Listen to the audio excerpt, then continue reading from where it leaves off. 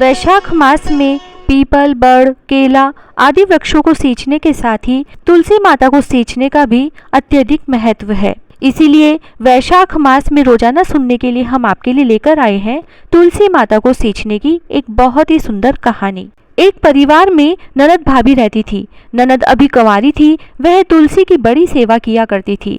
वह तुलसी माता को प्रतिदिन नियम से सींचा करती थी और अपना बहुत सा समय तुलसी माता की सेवा में व्यतीत करती थी। पर भाभी को यह सब फूटी आंख नहीं सुहाता था। कभी कभी तो वह गुस्से में कहती, जब तेरा विवाह होगा तो बारातियों को तुलसी ही खाने को दूंगी तथा तुलसी ही तेरे दहेज में दूंगी। और जब समय आने पर ननद की शादी हुई, भाभी ने सच में ऐसा ही किया। भाभी ने बारातियों के सामने तुलसी का गमला फोड़कर रख दिया, लेकिन तुलसी माता की कृपा से वह गमला स्वादिष्ट व्यंजनों में बदल गया। जब ननद शादी के लिए तैयार होने लगी तो गहनों के बदले भाभी ने ननद को तुलसी की मंजरी पहना दी तो वह सोने के आभूषणों में बदल गई।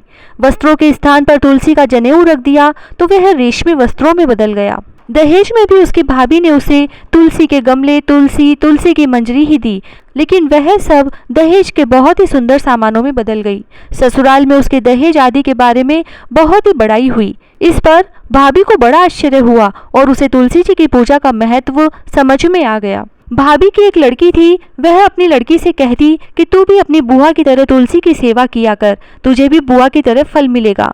पर वह लड़की भी अपनी माँ के जैसी थी। उसका मन भी तुलसी की सेवा में नहीं लगता था। और जब उस लड़की के विवाह का समय आया तो भाभी ने सोचा कि जैसा व्यवहार मैंने अपनी ननद से किया उसी के कारण उसे इतनी इज्जत मिली, तो क्यों न मैं अपनी बेटी के साथ भी वैसा ही व्यवहार करूं। तो उसने बारातियों के सामने तुलसी का गमला फोड़कर रख दिया, लेकिन इस बार मिट्टी मिट्टी ही रही, गमला गमला ही रहा। मंजरी व पत्ते भी अपने ही रूप में रहे तथा जनेऊ जनेऊ ही रहा। सभी बाराती भाभी की बुराई करने लगे। ससुराल में सभी लड़की की बुराई कर रहे थे।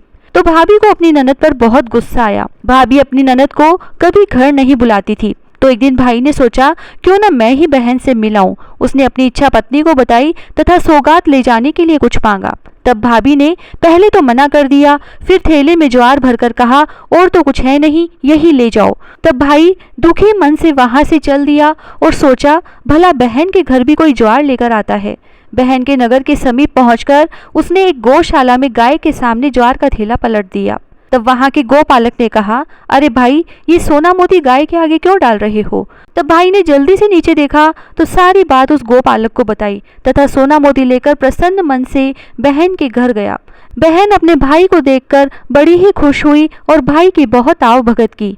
भाई को दुखी देखकर जब बहन ने कारण पूछा तो भाई ने सारी बातें बता दी। तब बहन ने कहा कि भाई, भाभी से कहना कि वह तुलसी की सेवा किया करे, तो तुलसी माता जरूर हमारे परिवार पर कृपा करेगी। ऐसा सुनकर भाई खुशी खुशी अपनी बहन के घर से चल दिया तथा पत्नी को घर जाकर सारी बातें बताई।